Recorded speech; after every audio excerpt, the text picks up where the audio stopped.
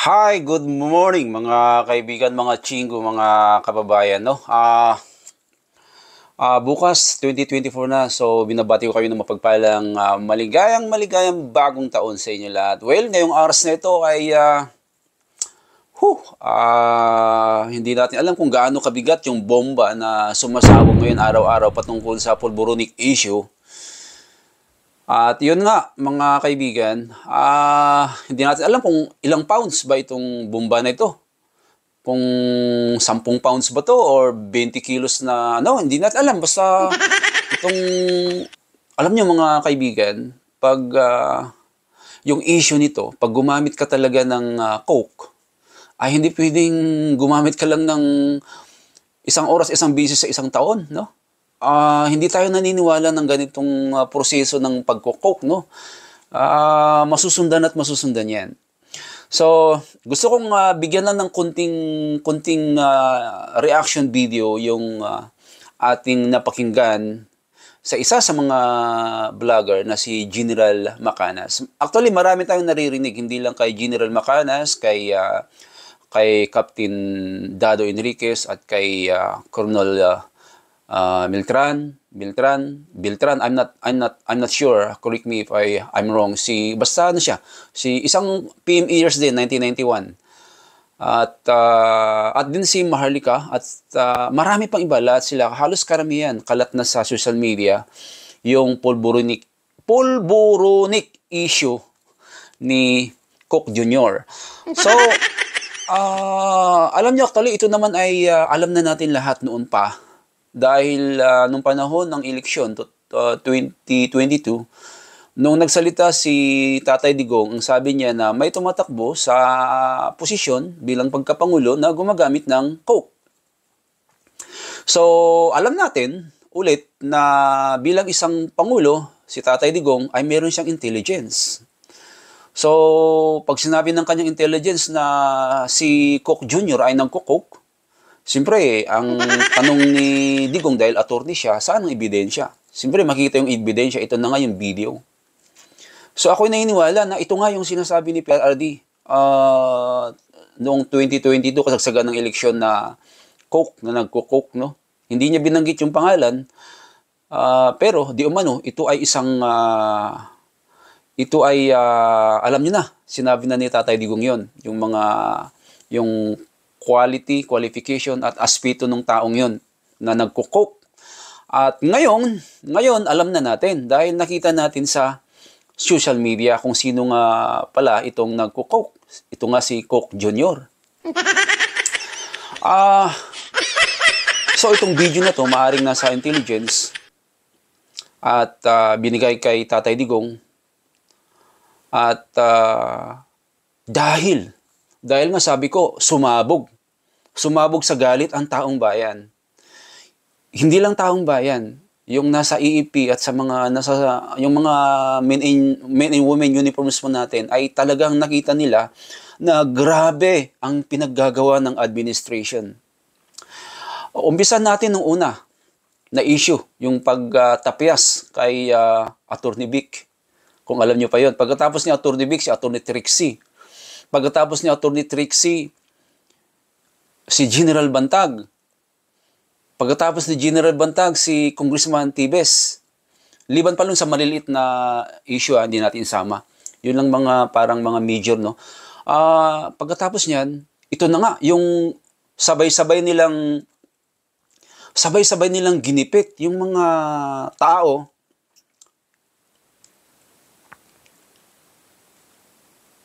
na bulgaran. Ayun na nga, yung pag-detain nila kay Ka-Eric at Caroline Badoy. At nagkaroon ng hearing sa Kamara at nakita natin bilang mga Pilipino yung pagiging parang bastos, no? Yung suppression at harassment na ginawa nila sa hearing sa Congress, no?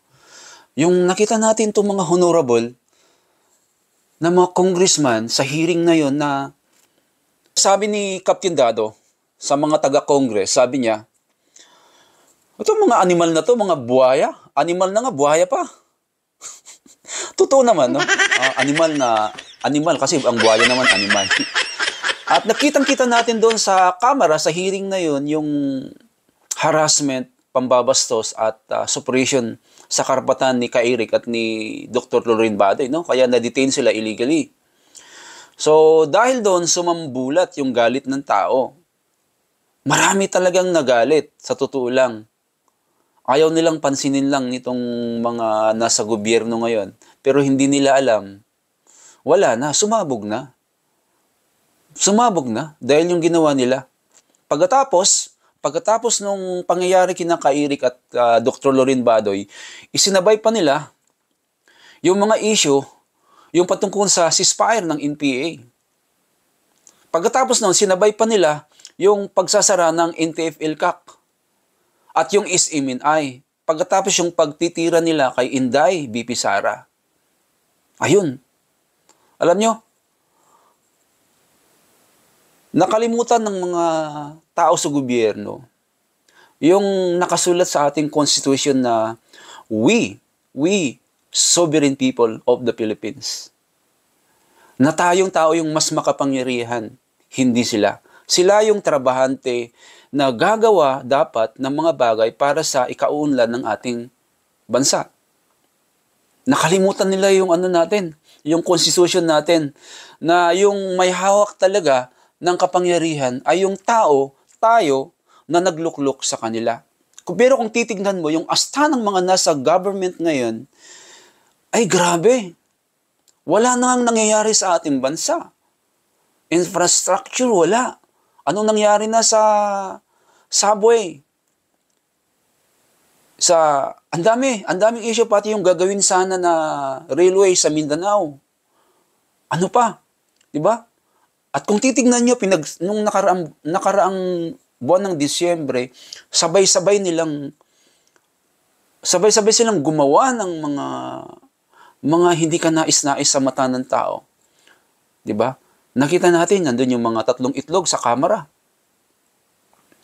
Binigyan nila ng pulpito para magsalita at nagiging kasabwat na sila. Automatic yun, alam na natin yung ibig sabihin yung kasabwat.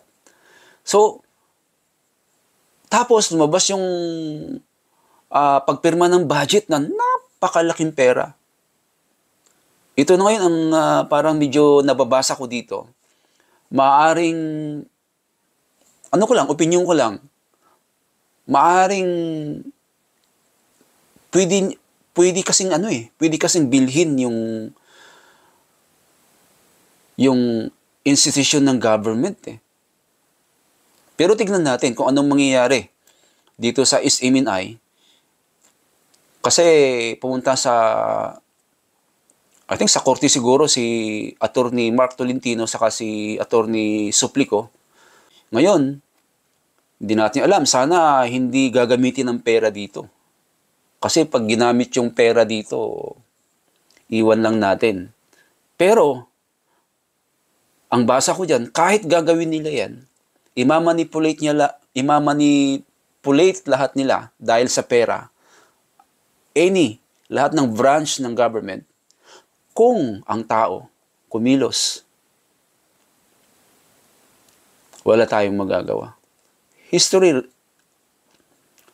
repeat itself again, mga kaibigan. At ito na nga, General Macanas, ang sabi niya ay kumilos ang men and women in uniforms natin sa EP at sa PNP dahil nasa kanila ang video. At napanood ang video. So, ano ang basa nyo mga kababayan ko? Comment nyo lang sa baba kung ano ang inyong masasabi tungkol sa pulburonik issue na ito na napakapangit tignan, no? Grabe. Hindi ito dapat mangyari sa ating bansa kasi nakakahiya talaga. Imagine binubuwis ang ating mga kasundaluhan, mga kapulisan ng kanilang buhay para labanan ng droga sa ating bansa. Pagkatapos, yung Pangulo ay gumagamit di umano ng coke. So, siyempre, masasaktan sila. Masasaktan yung organization, institution ng ating kapulisan na bakit binubuwis namin ang aming buhay laban sa droga pero kayo gumagamit ng coke. Yun nga, maalala nyo si Irap, di ba? Sa usaping waiting lang yon. Kaya nag-resign. Kaya pinag-resign nila si Irap Estrada, di ba? How much more dito sa issue ng droga?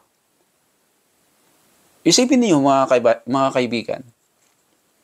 Nakakaawa talaga ang bansang Pilipinas, no? Sayang yung ginawa ni Tatay Digong sa ating bansa. Ako bilang isang OFW, I'm not a vlogger.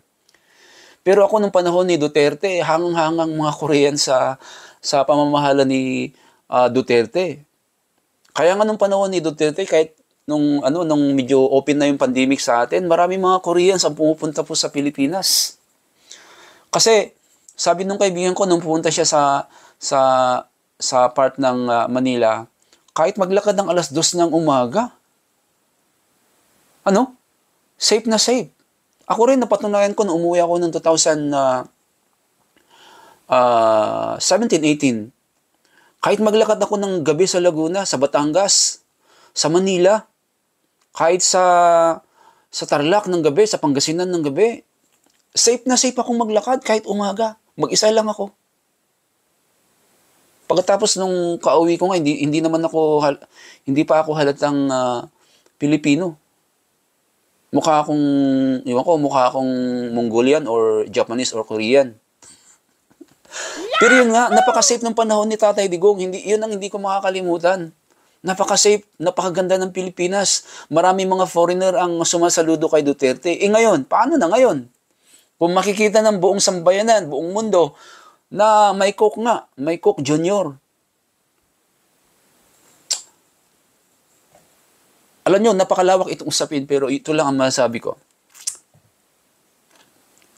Mas maganda si General Macanas ang pakinggan natin, panoorin natin, para magkaroon tayo ng mas masarap na idea. Ano ba itong pulburonic issue? Alright mga chingo, pakinggan natin si General Macanas kung ano ang kanyang masasabi dito sa pulburonic video. Let's go! So ngayon, may natanggap akong report na similar to this. Ang sinasabi dito, this is the message. Na hindi lang si Senator Amy ang kumakausap sa presidente. May iba't ibang grupo o iba't ibang tao na kumakausap. Ito, basahin ko yung aktor ka. Sir, mag-ready na po tayo. Yan. Kung hindi siya mag-step down ng kusa o voluntaryo, gulo po ang mangyayari. Kinakausap na po siya o kinakausap na po sila, matigas lang si Smugs. Yan po, yung actual text. Mayroon pa dagdag pala, short lang. Maraming may hawak sa pulburon video at marami ang gustong maglalabas nito kung hindi siya pibigyan, kung hindi siya bababa o mag-resign, including yung nasa abroad. Kaya marami na po ang may hawak nitong pulburon video.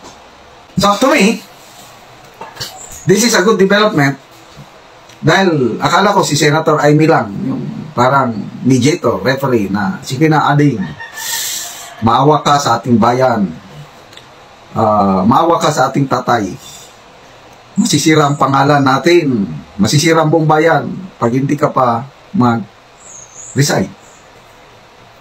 Kasi doon pa lang yung narcolist ni PRRD na kasama ang kanyang ading bongit, malaking bagay na yun. Hirin mo yan. Hindi lang siya user, kundi protector pa kung nasa narcolist. Alam ni Manang Amy yan. Hindi niya may di-deny. Kasi kung hindi totoo yung revelasyon ni Marlica, magsalita na sana sila. Kaya lang, lahat na revelation ni Maharlika, walang nagsasalita eh. So, silence means totoo. Yun ang, may vlog si Atty. Trixie tungkol niyan. Na tama ang paratang ni Maharlika dahil tahimik sila. Napaka damaging. Pasabog talaga. Ilang pounds na bomba yan. 500 pounds o 1,000 pounds na bomba yung mga binabato ni Maharlika. Hindi sila sumasagot. So, alam ni Senator Remy. Narcolist, meron pang pulburon video na according to Maharlika, alam din ito ni Senator Remy, kaya gumagalaw siya. Yung iba na may kopya rin. Okay. Nabanggit ko na dito sa aking vlog, excuse me, na yung aking source, napanood niya yung video na yon sa isang army colonel na pinigraduate. At maraming PMAers na may hawak nito.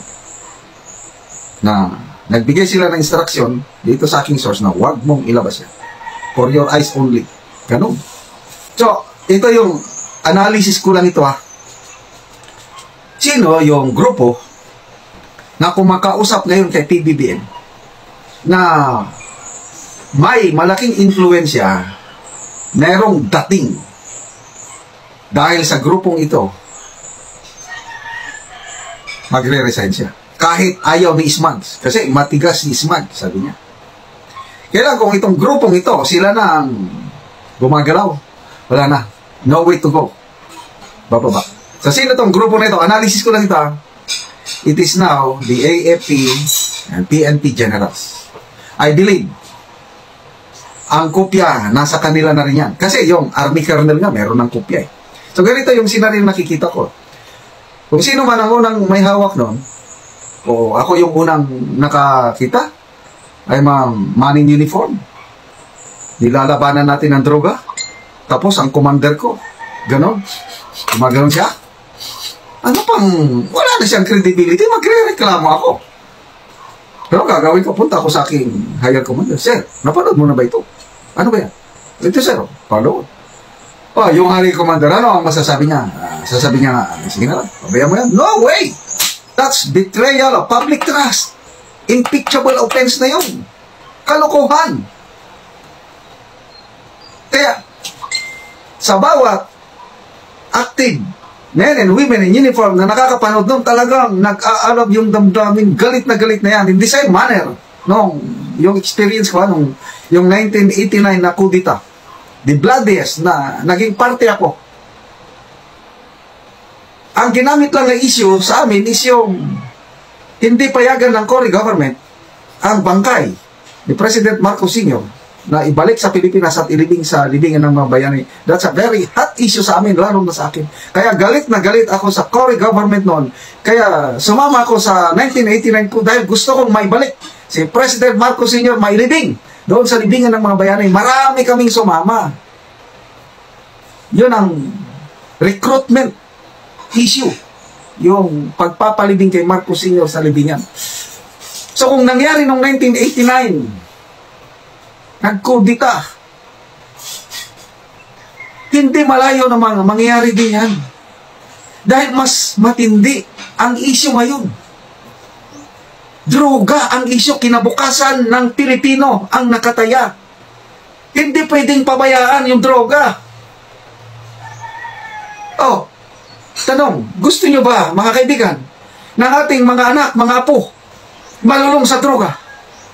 Gusto ba natin na rape, nakawan, patayan, kaliwat kanan dyan dahil sa droga? No way! Kaya I can just imagine the men and women in uniform na nakakapanood na yan, especially the higher ups, yung mga patriotic, yung mga pagmamahal sa bayan, gagalaw at gagalaw yan. Madidivide na ngayon ang AFP-PNP. Kasi may mga talagang galit na, meron ding hindi. So ano ngayon? Similar nung 1989 ko, palagay ko hindi na.